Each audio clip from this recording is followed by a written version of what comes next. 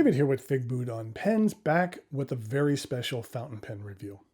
I actually have two pens to show you today, but first I need to provide you with a bit of a backstory. There's a gentleman by the name of James Garwood who is based out of the Norfolk region of England, which is about 2 hours northeast of London, close to the North Sea. James is a cabinet maker, and from time to time he makes pens and other complicated woodworking projects, posting videos of the creation process on his YouTube channel. I'll put a link to the channel in the notes below. James's videos are mesmerizing to watch. They're very relaxing. The majority have no talking and only contain the ambient sounds of the woodworking itself. They're pretty cool. He has one where he creates an acrylic sphere inside of a wooden cube.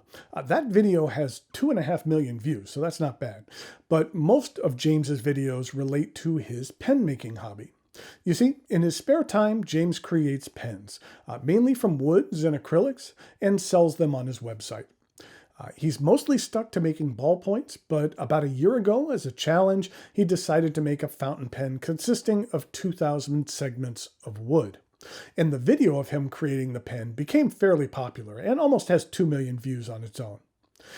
After seeing the video, I reached out to James and he was kind enough to lend me the pen to review, as well as an additional pen, which is special in its own right. A pen very similar to the 2000 segment pen, which will soon be available for purchase. More about that specific pen later. What I'm going to do today is go over the parts and features of this 2000 segment fountain pen, show a bit of the creation process, talk about what I care for and what I don't care for about it. I'll show some measurements, size comparisons, and provide a writing sample. A big thanks go out to James for loaning me these two unique and special pens to share with you. If you haven't seen the creation video, I'd highly recommend checking it out. I'll put a link to it in the notes below and you can watch that once you're done watching this video. Here is James. In his intro, he's looking at the comments from his previous video where he made a 1,000 segment ballpoint pen, and a bunch of people commented that he should have made it a fountain pen. He starts with sheets of blue-eyed tulip wood in cherry veneer and begins the layering and stacking process. Now, I'm just showing bits and pieces from this video. It's about 15 minutes long. And like I mentioned previously, the sound quality is really nice. It's really one of those videos that's nice to listen to with headphones. Through a series of cutting and stacking and gluing and then cutting and stacking and gluing again and again, he builds up the layers of the material.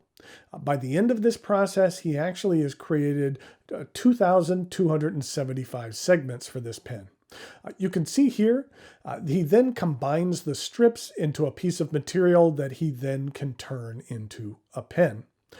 And then he goes through the process of actually creating the actual pen. After some sanding and some polishing, he ends up with the finished product. And here it is. I wanted to give you a closer look at the material. The alternating tulip wood and cherry stripes look really nice. And here's what it looks like under a microscope. It's hard not to get a reflection on these microscope camera shots, but you can get a good look at the grains of the different layers of wood. I do really like the overall look of this pen. Let's take a look at the cap. It does have a metal finial, which is flared at the top. That transitions into the clip, which isn't particularly long, but size appropriate for this medium-sized pen. It's just slightly smaller than a Sailor Pro Gear. The cap angles up just slightly, about 0.5 millimeter from beginning to end, and then there's a very smooth transition from the cap to the barrel. While looking at it up close, you can see that the longer blue spine matches up very well during this transition. The colored layers don't match up perfectly, but with the naked eye, you really only notice the longer blue line, so it visually looks like the halves really match up nicely. The barrel is straight until about this point where it tapers down to the end, which contain metal threads for posting, and the end is flat. The cap twists off in 2 full rotations, and underneath we have this metal section and stainless steel nib.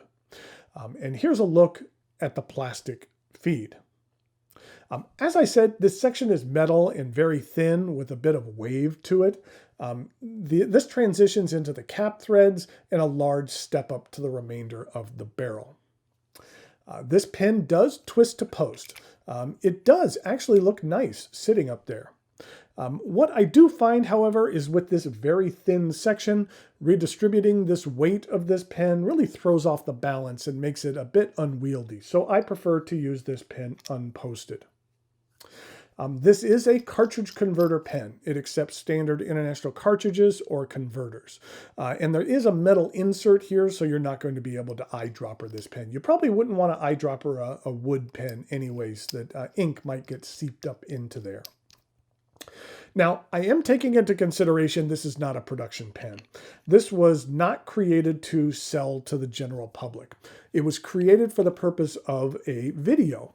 But the main issue that I have with this pen is really the use of the kit. While there are certain aspects of the kit that I don't mind, this finial here is nice. And even though I'm not a huge fan of the twist to post, the threads at the end of the barrel are okay. They don't bother me too much. But the section and the nib are a different story. The section is extremely thin, and the nibs that come with these kits are not of the highest quality. They tend to be stiff and a bit unforgiving with rather poor ink flow. I can understand when someone is creating pens how the natural first step is to use kits like these. There's a lot of technical know-how that's needed to create threads in a section that will fit a specific nib unit. But the collector pen community doesn't necessarily embrace kit pens as much as casual users do. Overall, though, I really like the layered design of this pen. I like that it's something handmade and not mass-produced. It's much more unique and has been really interesting to get a really closer look at this one-of-a-kind pen. Thanks go out to James for giving me an opportunity to do so.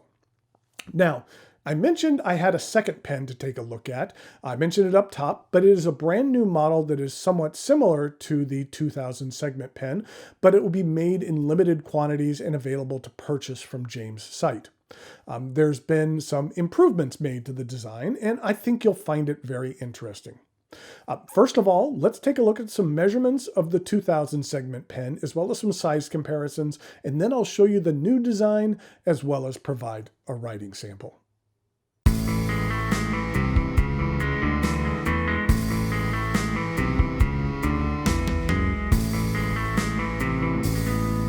Here we go with some size comparisons for the James Garwood 2000 segment pen. I just wanted to give you another closer look at that.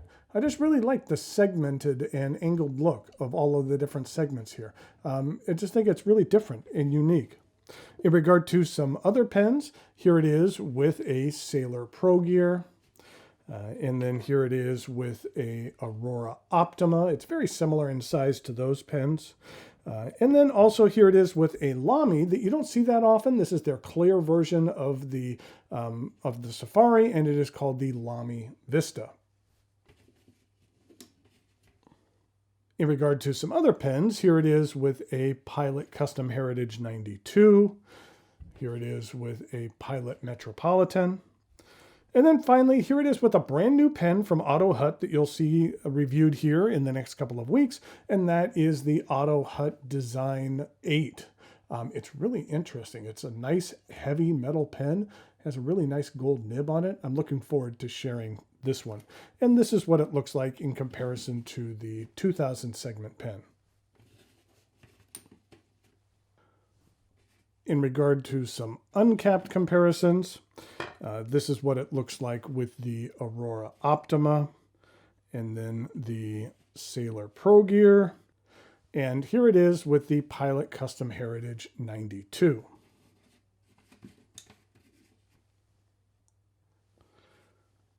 Okay, now I wanted to show you the brand new pen that will be available for purchase, and that is this beauty right here. You can see here that it has a lot of the same elements. It has, you know what, actually I'm not even sure if it has a name yet, but you can see that it has a lot of segmented portion here. as well as some solid wood portion here on the end. And this is cherry wood, and then this green wood here is dyed tulip wood. That these pens are going to be available in a number of different colors, basically with the same cherry wood, and then the colors are going to vary in the middle portion here. You're going to have a choice of green, red, blue, gray, or black. Now, also coming out on James's YouTube channel, he's going to have a video of how this pen was made. And I'll show you a couple of clips from it just because I think it's rather interesting. It's very similar to the way, showing you how the 2000 segment pen was made, but there is a couple of aspects that I thought were really interesting. First of all, here on this pen, you could see there is an insert here on the end of the pen. And I really hadn't considered how that was done. And here in the video, it shows you exactly how it's done. You see here how there is a hole that's drilled into the end of the cap or the end of the barrel. And then the ring is put in, and that black thing there, or that black portion there, is an acrylic. That is sawed off, and then after that's sawed off, it is drilled a third time, or a second time actually, and then a piece of cherry is put in there. And then after the cherry is put in there, then it is tooled to make it much more smooth. And I just thought that was an interesting process, and I really hadn't thought about how you could get those inserts in there, but I thought that that was interesting. Now, in regard to this model, it is using the same kit. And that at a later point in time, James has made it an intention to kind of make other versions of these pens that are more bespoke, that will work with maybe a Jovo or a Bach nib and have a tooled nib or a tooled section as opposed to the kit section. And I think that folks will like those because these are pens that are extremely unique and pretty much one of a kind or very limited edition. I'm not quite sure how many of these pens are going to be available, but I will put a link to it in the James's site in the notes below, so you could check out the price as well as the availability of these particular pens. And I'll definitely let you know down the line when he comes out with version 2.0 that potentially has the more bespoke look to it.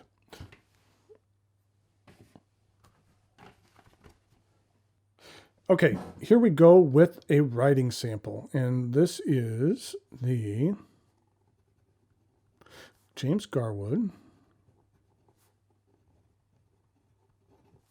This is the 2000 segment pen.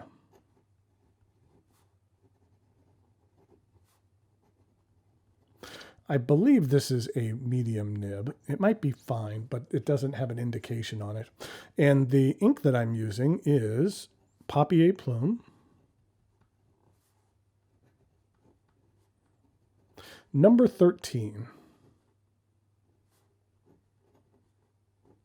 Little skip there.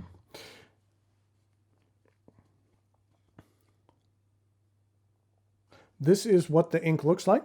This was their mystery ink from earlier in the year. It was an ink where you didn't quite know what you were going to purchase, and you made the purchase, and then you received the ink and found out what the color was. That was actually one of my more fun videos that I created this year. If you want to check that out, I'll put a link to it in the notes below. It was something fun to put together, because how can I needed to keep the secret, and how do I do a review where I can't show the color of an ink? And so if you haven't seen it, you can see how I solved that problem by watching the review. This is what it looks like with the Ferris wheel press bluegrass velvet, which is very nice as well. And here is Mont Blanc's Blue Hour Twilight Blue, which is a little bit on the lighter side, a little less saturated. This is what the Papier Plume ink bottle looks like. It actually came with this little mask, which was very cute. But like I said, if you haven't checked out that video, you should check it out. And Papier Plume comes out with some great inks. And here we go with the rest of the writing sample.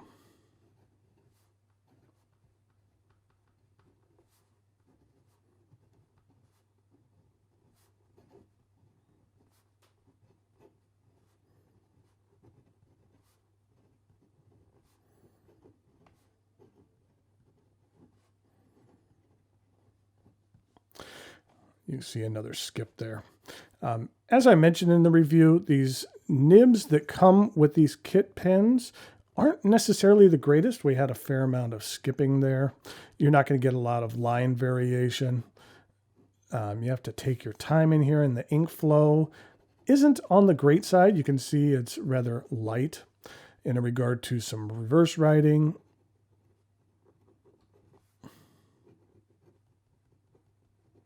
It just barely works. And in regard to some fast writing,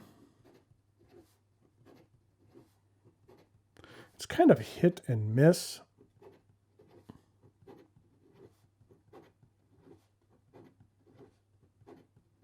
But there you have it. Okay, so there you have the 2000 segment pen, as well as the brand new pen that's going to be available for purchase here very soon. I greatly appreciate James giving me the chance to take a look at this. I thought it was something very interesting to kind of delve into the video that was previously out, and then being able to take a look at the pen and a close-up look at the pen that was created with that. So I strongly encourage you to check out those videos, as well as check out James's site, as well as take a look at this brand new pen that's available, because I think it's pretty unique and different. Until next time, thanks for watching, and I'll talk to you later.